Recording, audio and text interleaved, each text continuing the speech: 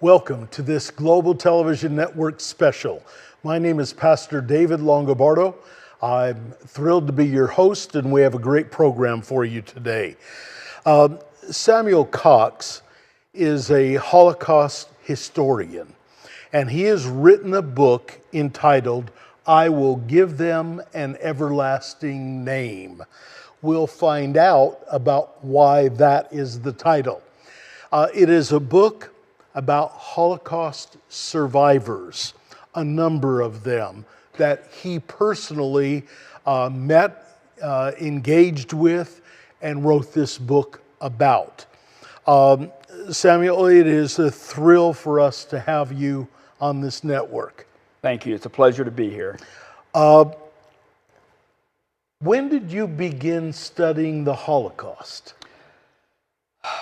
When I was maybe 11 or 12, about 1970 or 71, I had a first cousin who played the lead role in a school play, The Diary of Anne Frank, and went to that, and it was the first I'd ever heard of the Holocaust.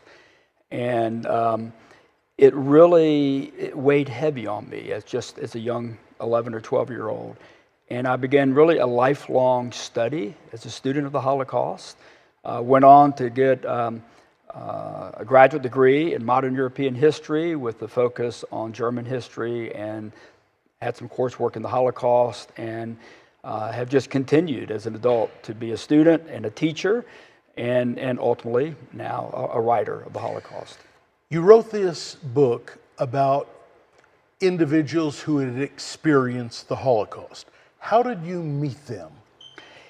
In the 1990s, I was teaching at a K-12 private school outside of Jacksonville, Florida. And because of my graduate work and my historical research and reading on the Holocaust, the school asked me to create an elective course for high school juniors and seniors on the Holocaust. So I did that, and for 5 years I taught this course. And rather than the course being solely me as the historian teaching, wanted to have some primary sources, if you will, first-hand accounts. Sure. And so I got to know a number of Holocaust survivors, and I would interview them and then have them come and speak to my classes.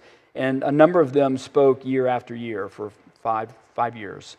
And I probably had 20 different ones, and I had some rabbis that spoke. I had some camp liberators and some righteous Gentiles, and I selected 10 of these that I knew the best, and that also had very powerful stories, very different stories from one another, but all connected by the Holocaust, and they all ended up in Jacksonville, Florida. Throughout history, human history, there have been a number of tragedies. Very few would compare with what happened in the Holocaust. As you interviewed and got to know these individuals, what stood out to you personally about them?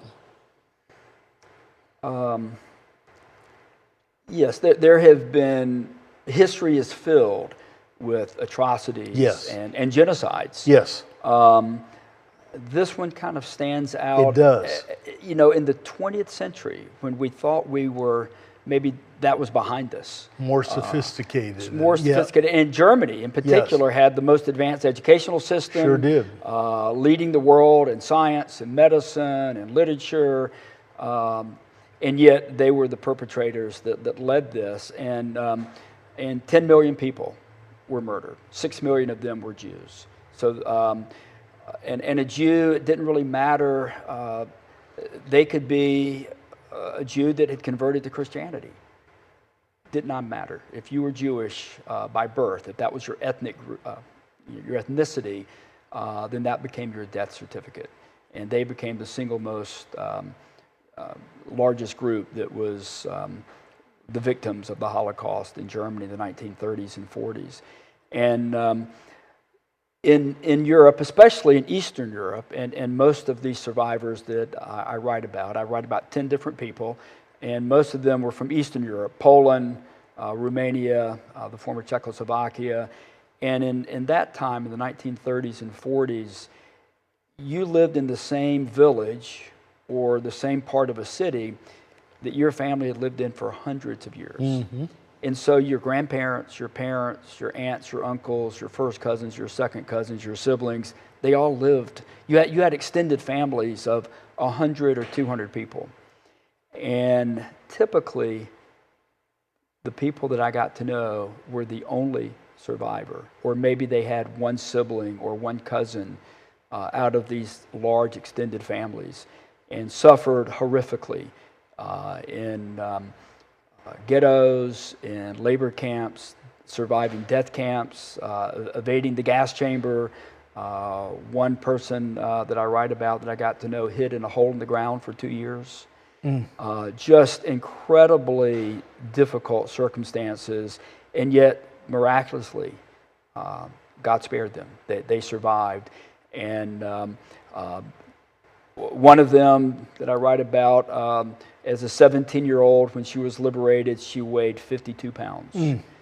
These folks were told, you will not survive, or you'll never have kids. And yet they all survived, and many of them they all had children. Many of them, many children, and now grandchildren, and most of them lived to be in their 90s, 80s and 90s. Miraculous. And so wow. They just had this spirit about them that they were able to survive and moved to the United States and found a new home and prospered and flourished here. They individually moved to the States? Yes. Not as a group, but individually. Most of them married Holocaust survivors, and typically would be in displaced persons camps for 2 or 3 years, and they had to apply to come to. Many of them were looking at going to Israel, maybe going to Canada, Australia, but the United States was the top choice for most of them. And it took a few years, but they came to the U.S., and ultimately these that I knew all ended up in Jacksonville, Florida. Wow. You said you met more than 20 of them. How did you decide on this group, these individuals? Yeah, good question. Well, some of the folks that I met only spoke once or twice. Most of these folks spoke to my classes multiple times, and I would talk to them on the phone 2 or 3 times a year. They were already in their 70s and 80s. Not all of them drove. I might go pick them up and just really developed a relationship with them. And so partly they were selected because of the relationship I had and that they had spoken multiple times. But also they had unique stories, all connected by the Holocaust, but yet they all had unique stories. And so I wanted to have a sampling to really educate folks, especially the next generation, on these disparate stories of the Holocaust. The title you gave your book is I Will Give Them an Everlasting Name. Why that title? There is scripture that I cite from Isaiah 56:5. Okay. I will give in my house and within my walls a monument and a name, better than sons or daughters. I will give them an everlasting name that shall not be cut off. So that's where it comes from. And that's where it comes from Isaiah, that these 10 people, 9 of these 10 are now deceased. 1 remains alive, is 97 with Alzheimer's. Wow. So they're not able to share their stories anymore. Yeah. So in the 1990s, they shared their stories with primarily with young people in schools and churches and synagogues. They're not able to share their stories, so I wanted to put them in writing and now share these stories and really to give them an everlasting name so that we can all learn from them. When you completed your book, were all of them still alive? No. No. No, I knew them between 1994 and 99, and I started writing the book in late 2020. Yeah, okay. Over about So they had all, 3-year period. And so they had all passed away except for the one. Yeah. When you think about their lives, how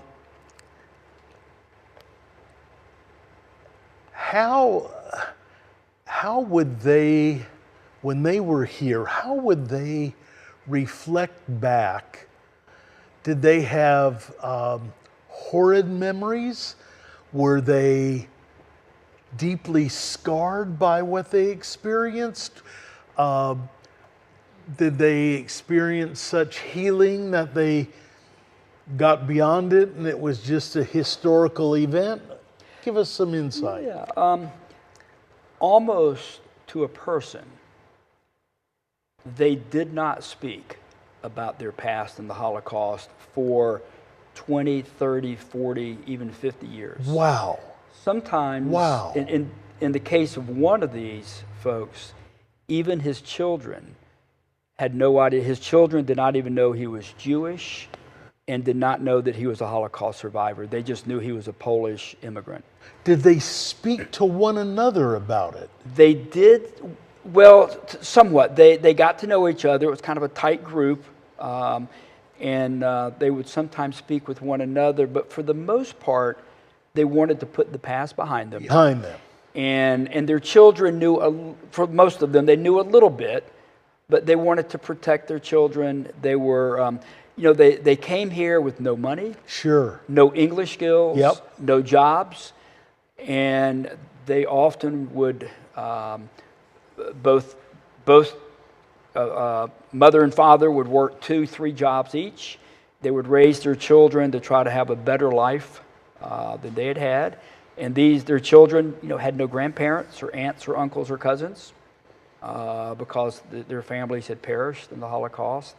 And so these survivors really wanted to put the past behind them, spoke little to their children, and certainly did not speak publicly. That began to change. That's interesting. In the late 80s and in the 1990s, as they began to get older and they began to have grandchildren, they really wanted to do everything they could to prevent something like this from happening again. And so for several of these people, the first time they ever spoke publicly was in my class. Wow. And then they would speak repeatedly and then start speaking at other schools and at churches and synagogues.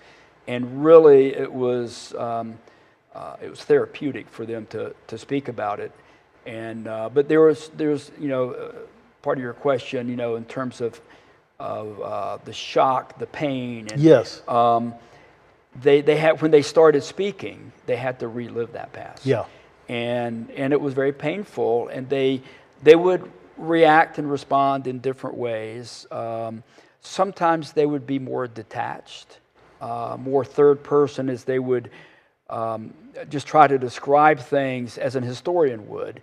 And it was their way of being emotionally less connected. Others would break down and cry.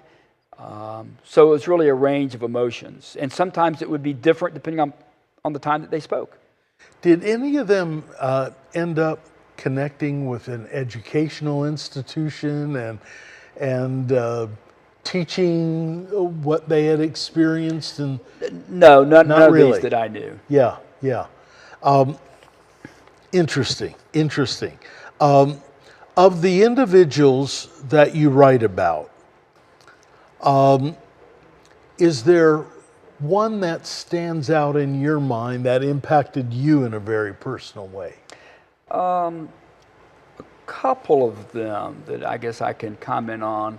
One of the survivors, Ella Rogozinski, was the first person that I contacted. Okay. The first person that I interviewed and the first person to speak to my class. Wow. And she spoke every year. Yeah. The 5 years that I taught the class. So I guess that connection that I had with her, because she was the first, not that her story was any dramatically different than others. They each had different lives that they shared. But it was really just that personal connection that I'd made initially. And she had married a survivor, but her husband was in poor health when I got to know Ella, Wow. and a couple years later passed away. So she was, I had never met him, but she was in Auschwitz, and Wow. she was in Bergen-Belsen, and was on a forced death march several hundred miles late in the war through the snow with her two sisters, and very painful. And she's one that weighed 52 pounds as Wow. a 17-year-old. And Remarkable. and she was the same age as several of the others were of the students that she was speaking to. Wow. When she was liberated. Our guest is Samuel Cox. The focus, he is a Holocaust historian. We're going to come back in just a minute, but take note of this and we'll be back. Hi, I'm Lee Strobel, author of The Case for Christ. And you know, even when I was an atheist, I would tune into Christian television from time to time. I was flipping the channels and I'd come across something and I'd hear something about God, I'd hear something about Jesus, and it would intrigue me, and I'd listen for a while. And I'm telling you what, God used that as one of the elements in my spiritual journey to awaken me to the truth of Christianity. So I believe in Christian television. I believe in it for non-believers who see it and will be influenced by it, but especially by followers of Christ who grow as they learn how they can be better disciples of our Savior. So I appreciate Christian television. I hope you do as well, and I hope you're willing to support what's done on Global Television Network, that you would get behind it, and God will bless you, I'm sure.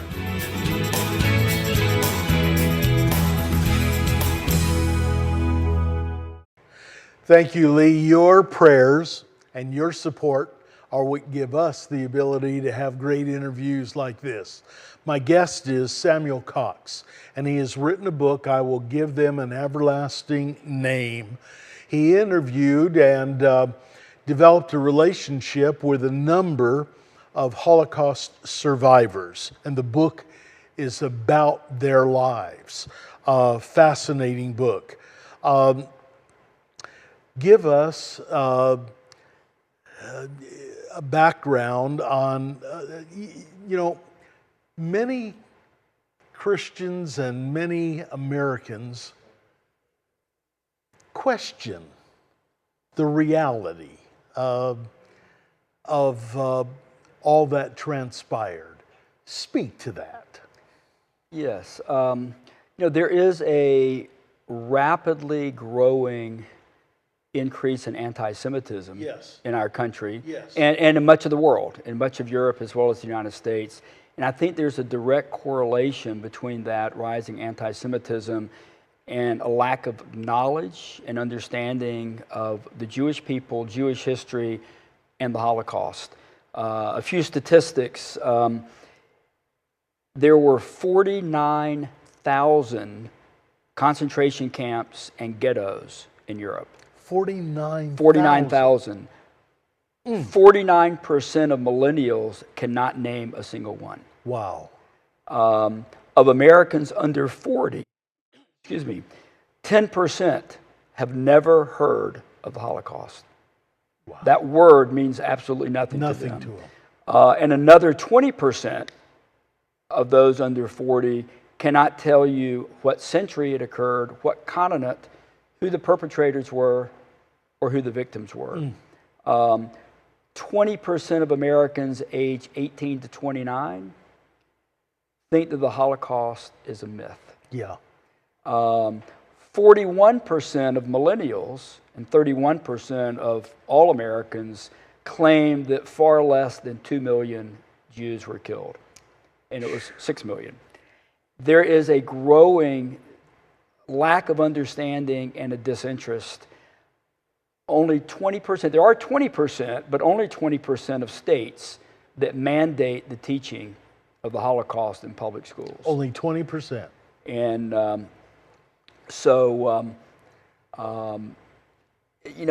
there is, with this growing ignorance of what happened to the Jewish people, really just 80 years ago. Yeah.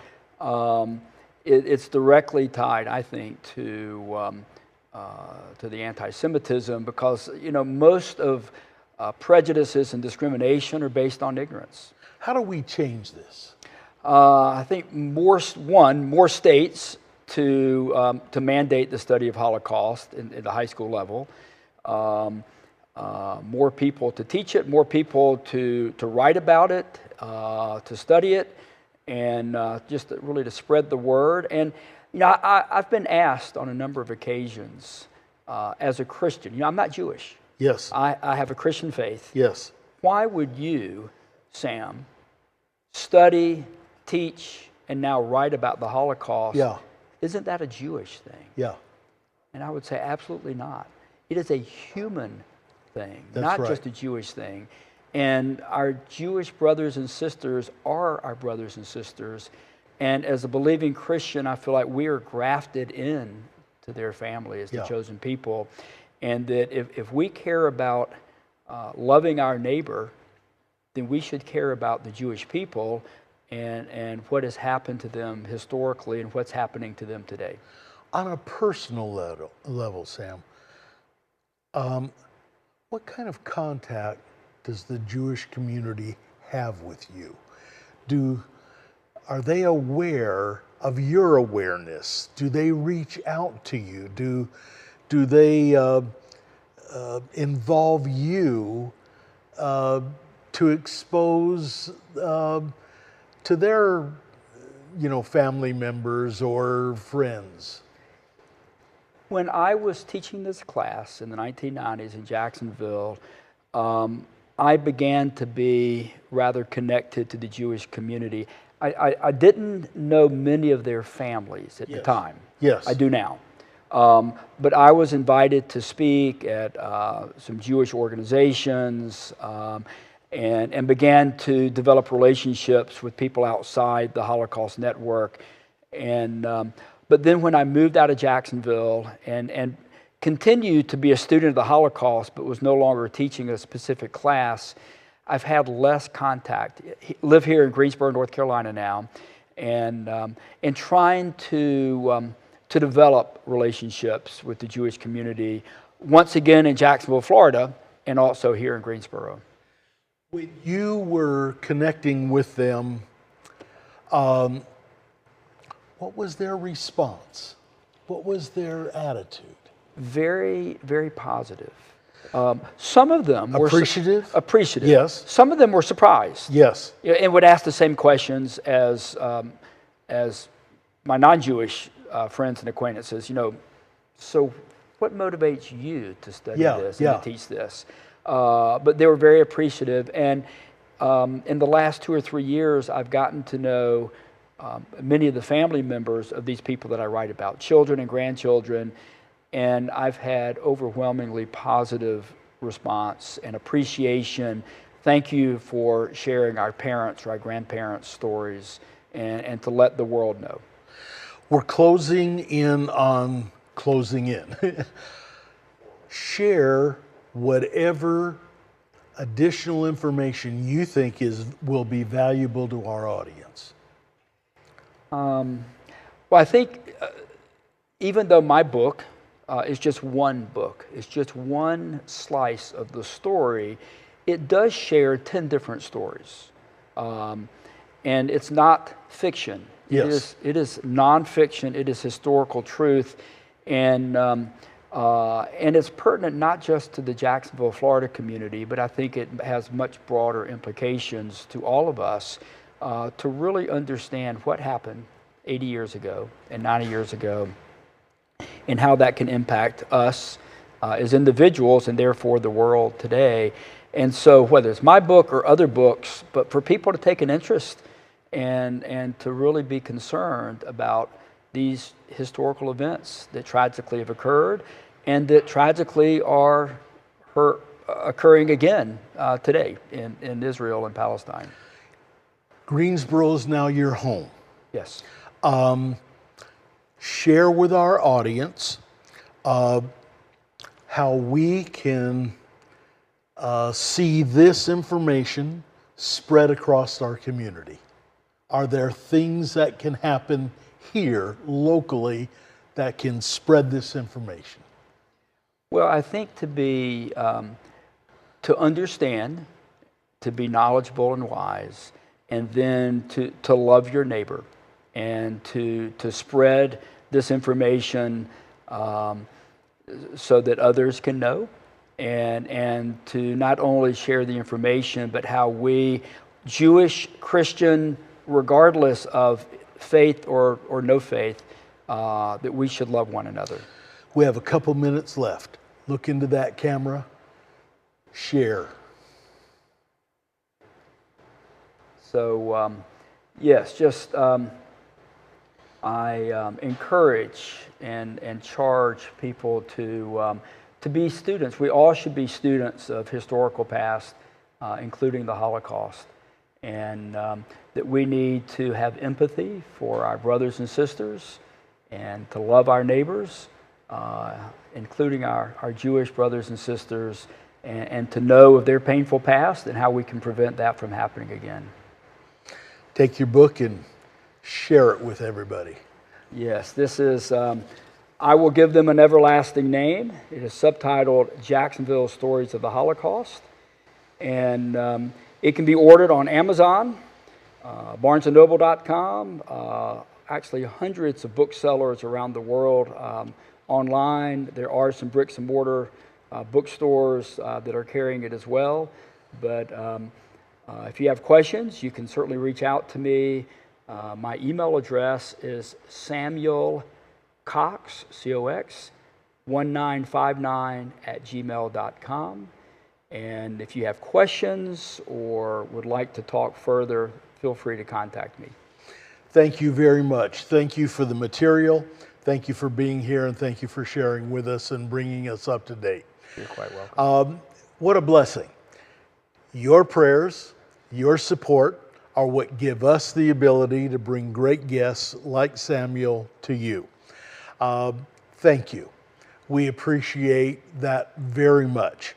We're going to continue to bring great guests your way. So on behalf of Global Television Network, God bless each and every one of you. You're a blessing, and we hope to be a blessing to you in a continuing way.